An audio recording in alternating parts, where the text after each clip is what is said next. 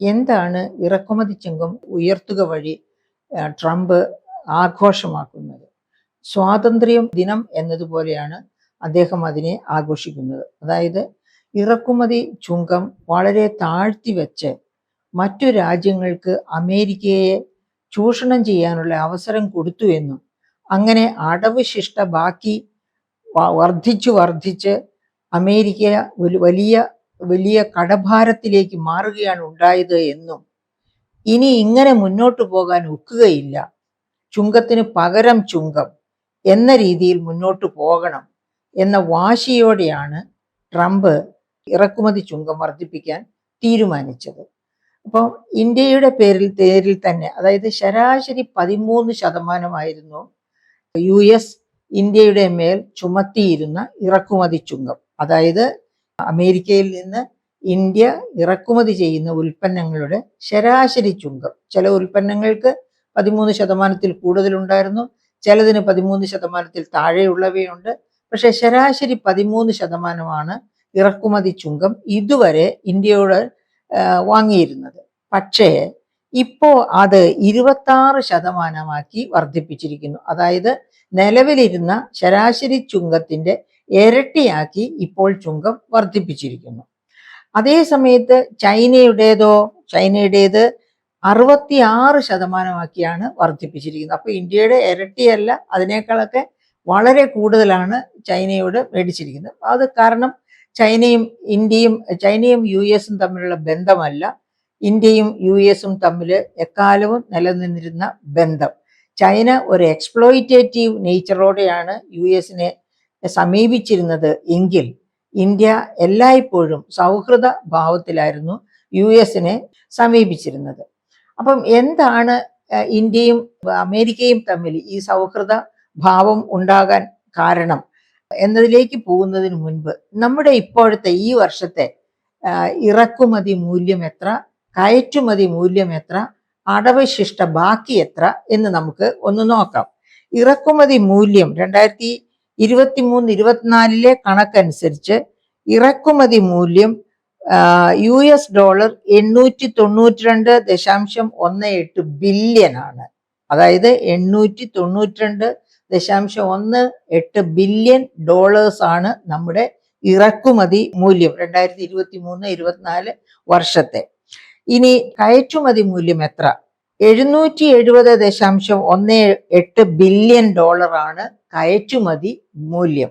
ഇത് രണ്ടും കൂടി ചേരുന്നതാണല്ലോ ടോട്ടൽ ട്രേഡ് എന്ന് പറയുന്നത്, മൊത്തം വ്യാപാര മൂല്യം എന്ന് പറയുന്നത്. അപ്പൊ അതെത്രയാണ്? $1662.36 ബില്യൺ ആണ് നമ്മുടെ വ്യാപാര മൂല്യം. അപ്പോൾ നമ്മുടെ അടവിശിഷ്ട ബാക്കി അത് പോസിറ്റീവ് ആണോ നെഗറ്റീവ് ആണോ? തീർച്ചയായിട്ടും അത് നെഗറ്റീവാണ്. എത്രയാണ്? $122 ബില്യൺ നെഗറ്റീവാണ്. $122 ബില്യൺ നെഗറ്റീവാണ് എന്ന് മാത്രം പറഞ്ഞാൽ പോരാ, കറന്റ് അക്കൗണ്ട് ഡെഫിസിറ്റ് ആയിട്ട് നമ്മൾ അതിനെ കാണണം. കറന്റ് അക്കൗണ്ട് ഡെഫിസിറ്റ് 3% വരെ GDPയുടെ current account deficit as percentage of GDP ആണ് കേട്ടോ. അതായത് നമ്മുടെ ആഭ്യന്തര മൊത്ത വരുമാനത്തിന്റെ ശതമാനമായിട്ട് അടവുശിഷ്ട ബാക്കിയെ കാണുക. അത് 1.3% ഓഫ് GDP ആണ്. അതായത് current account deficit. Current account deficit എന്ന് പറയുന്നതാണ് അടവുശിഷ്ട ബാക്കി. അത് നെഗറ്റീവാണ് ഈ വർഷമല്ല, എല്ലാ വർഷങ്ങളിലും അടവുശിഷ്ട ബാക്കി നെഗറ്റീവാണ്. അത് 3% വരെ പോയ വർഷങ്ങളുണ്ട്. ഇപ്പോൾ അത് 1.3%ലേക്ക് ഒതുങ്ങിയിരിക്കുന്നു. അപ്പോൾ 1.3% ആണ് നമ്മുടെ അടവുശിഷ്ട ബാക്കി എന്ന് പറഞ്ഞാൽ അത് നെഗറ്റീവാണ്. എന്ന് വെച്ചാൽ നമുക്ക് നമ്മുടെ ഈ അന്താരാഷ്ട്ര ട്രേഡിൽ നിന്ന് നമ്മൾ കയറ്റി അയക്കുന്നതിൻ്റെ മൂല്യത്തെക്കാൾ കൂടുതൽ നാം ഇറക്കുമതി ചെയ്യുന്നു എന്നുള്ളതാണ് സത്യം.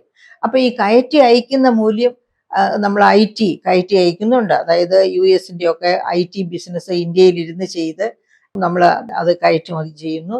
അതുപോലെ തന്നെ നമ്മൾ ഉൽപ്പന്നങ്ങൾ ഉൽപ്പാദിപ്പിച്ച് വിവിധ രാജ്യങ്ങളിലേക്ക് കയറ്റുമതി ചെയ്യുന്നു. അങ്ങനെ നമ്മൾ കയറ്റുമതി ചെയ്യുന്നു.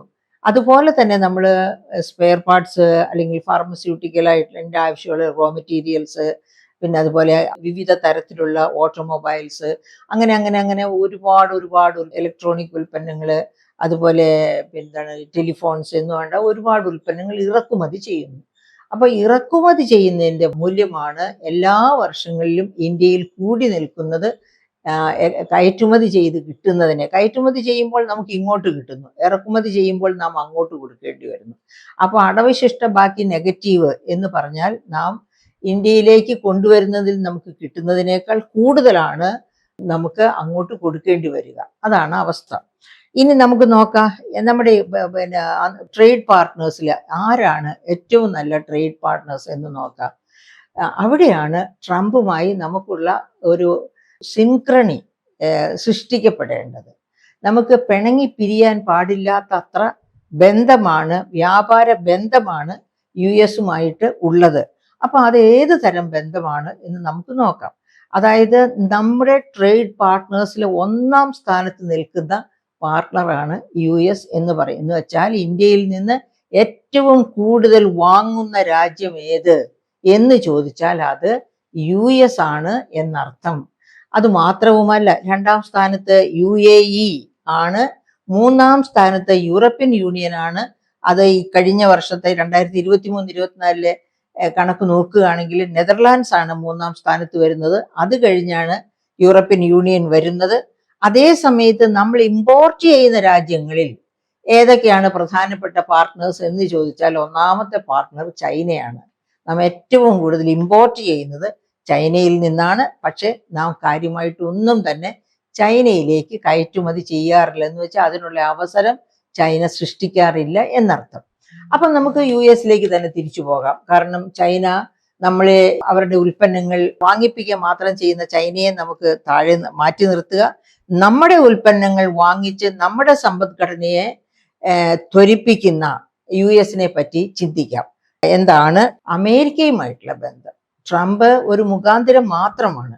ആ അമേരിക്കയുമായിട്ടുള്ള ഊഷ്മളമായ ബന്ധത്തെ ഊട്ടി ഉറപ്പിക്കുന്ന പ്രസിഡന്റുമാരുണ്ടായിരുന്നു, അതുപോലെ തന്നെ അതിന് പാരവയ്ക്കുന്ന പ്രസിഡന്റുമാരുണ്ടായിരുന്നു. അതിന് പാരവയ്ക്കുന്ന ഒരു പ്രസിഡന്റാണ് ശരിക്കും ഡൊണാൾഡ് ട്രംപ്. അദ്ദേഹം മോദിയുടെ സുഹൃത്താണെന്നും ഒക്കെ പറയുമ്പോഴും അദ്ദേഹം നോക്കുന്നത് വളരെ അന്തർമുഖനെ പോലെ സ്വന്തം രാജ്യത്തിന്റെ GDP എങ്ങനെ വർദ്ധിപ്പിക്കാം, ആർക്കൊക്കെ പാര വെച്ചാണെങ്കിലും എന്ന്. അതായത് WTO എവിടെയോ നിൽക്കട്ടെ, WTOയുടെ നിബന്ധനകൾ എവിടെയോ നിൽക്കട്ടെ, ഇന്ത്യ ഒരു നല്ല പാർട്ട്ണറാണ് എന്നുള്ള ബന്ധമൊക്കെ എവിടെയോ നിൽക്കട്ടെ, ട്രേഡ് വഴിയായിട്ട്, അതായത് വ്യാപാരം വഴിയായിട്ട് ഇന്ത്യയെ എങ്ങനെ ചൊൽപ്പടിയിൽ നിർത്തിക്കൊണ്ട് എനിക്ക് നന്നാകാം, അതാണ് ട്രംപ്. അമേരിക്കയ്ക്ക് നന്നാകാം, എങ്ങനെയാണ് അമേരിക്കയെ ഗ്രേറ്റ് ആക്കുക, എങ്ങനെയാണ് അമേരിക്കയെ റിച്ച് ആക്കുക, ഇതൊക്കെയാണ് ട്രംപ് ചിന്തിക്കുന്നത്. അപ്പൊ ട്രംപ് ഒട്ടും പ്രോ ഇന്ത്യ അല്ല, ഇന്ത്യക്ക് വേണ്ടി ചിന്തിക്കുന്ന ആളല്ല. ഇന്ത്യയുടെ GDPയിലും ഒരു വർധനവും നമ്മൾ ഓർക്കണം. നമ്മുടെ ഇപ്പോഴത്തെ ബജറ്റ് അനുസരിച്ച് തന്നെ 3.4 ട്രില്യൺ ആണ് നമ്മൾ പ്രതീക്ഷിക്കുന്ന GDP ഈ വർഷാവസാനം 2025-26 അവസാനം നാം പ്രതീക്ഷിക്കുന്ന GDP 3.4 ട്രില്യൺ മാത്രമാണ്. അതേ സമയത്ത് അമേരിക്കയുടെ GDPയോ 28 ട്രില്യനോ അതിന് മുകളിലാണ്. അപ്പോഴും ട്രംപിന്റെ ഓർമ്മ അവരുടെ GDP എങ്ങനെ ത്വരിപ്പിക്കാം, മറ്റുള്ളവരുടെ GDPക്ക് എങ്ങനെ പാരവയ്ക്കാം എന്നുള്ളത് മാത്രമാണ്. അപ്പൊ എൻ്റെ പ്രിയപ്പെട്ട സുഹൃത്തുക്കളെ, എങ്കിൽ പോലും നമുക്ക് അമേരിക്കയെ പിണക്കാൻ പറ്റുകയില്ല. കാരണം നമ്മുടെ ഒന്നാമത്തെ ബിസിനസ് പാർട്ട്ണറാണ് യുണൈറ്റഡ് സ്റ്റേറ്റ്സ്. നമ്മൾ $88 ബില്യൺ വർത്താണ് ഈ വർഷം 2023-24 US എക്സ്പോർട്ട് ചെയ്തത്. തീർന്നില്ല, അവിടെ നിന്ന് ഇമ്പോർട്ട് ചെയ്തത് $43.01 ബില്യൺ മാത്രമാണ്. അതായത് ഇവിടുന്ന് അങ്ങോട്ട് എക്സ്പോർട്ട് ചെയ്ത വാല്യുവിന്റെ പകുതിയിൽ താഴെ വാല്യുവിന് മാത്രമാണ് നമ്മൾ അവിടുന്ന് ഇങ്ങോട്ട് ഇമ്പോർട്ട് ചെയ്തത്. അപ്പൊ ഈ ട്രംപിന് വേണമെങ്കിൽ ചോദിക്കാം, ഞങ്ങൾ നിങ്ങളോട് ഇത്രയേറെ വാങ്ങിച്ചിട്ട് നിങ്ങൾ എന്താ ഞങ്ങളോട് അത്രയും വാങ്ങിക്കാത്തത് എന്ന് ചോദിക്കാം. അങ്ങനെ ചോദിക്കുന്നില്ല. പക്ഷെ നമ്മൾ അങ്ങോട്ട് എക്സ്പോർട്ട് ചെയ്യുന്നതിൽ ചുങ്കം കുറച്ച് വർദ്ധിപ്പിക്കുന്നു. അത് എന്താവശ്യപ്പെട്ടുകൊണ്ടാ? അവിടുന്ന് നമ്മൾ ഇങ്ങോട്ട് ഇമ്പോർട്ട് ചെയ്യുന്നതിന്റെ ചുങ്കം നിങ്ങൾ കുറയ്ക്കുക. അങ്ങനെ ചുങ്കം കുറച്ചാൽ നമ്മൾ ഇവിടുന്ന് എക്സ്പോർട്ട് ചെയ്യുന്നതിന്റെ ചുങ്കം വർദ്ധിപ്പിക്കുകയില്ല എന്ന് പറഞ്ഞിട്ടാണ്. നമ്മൾ കടുംപിടുത്തത്തിലാണെങ്കിൽ ട്രംപ് കടുംപിടുത്തത്തിലാണ്. ഈ പറയപ്പെട്ട 26% ചുങ്കം ചാർത്തിയിരിക്കും. മറിച്ച് നമ്മൾ ഇപ്പോൾ യു എസിൽ നിന്ന് ഇമ്പോർട്ട് ചെയ്യുന്ന ഉൽപ്പന്നങ്ങളിൽ ചാർത്തുന്ന ചുങ്കം കുറച്ചു കൊടുത്താൽ, അതായത് ട്രംപ് ആഗ്രഹിക്കുന്ന നിലവാരത്തിലേക്ക് ആ ചുങ്കം കുറച്ചു കൊണ്ടുവരികയാണെങ്കിൽ 26% ചുങ്കം എന്ന് പറഞ്ഞ് നമ്മളെ ശല്യപ്പെടുത്തുകയില്ല. അപ്പം അങ്ങോട്ടും ഇങ്ങോട്ടും നീക്കുപോക്കുകൾക്കുള്ള ചാൻസസ് വഴി തുറന്നിട്ടിരിക്കുകയാണ്. അപ്പൊ ഗവൺമെന്റ് ഓഫ് ഇന്ത്യയാണ് എന്താണ് ചെയ്യേണ്ടത് എന്ന് ആലോചിക്കേണ്ടത്. അപ്പൊ എന്തൊക്കെ ഉൽപ്പന്നങ്ങളാണ് നമ്മൾ അമേരിക്കയിലേക്ക് കയറ്റി അയക്കുന്നത്? ആ ഉൽപ്പന്നങ്ങളൊക്കെ അത്ര പ്രധാനപ്പെട്ട ഉൽപ്പന്നങ്ങളാണോ നമ്മളെ സംബന്ധിച്ച്?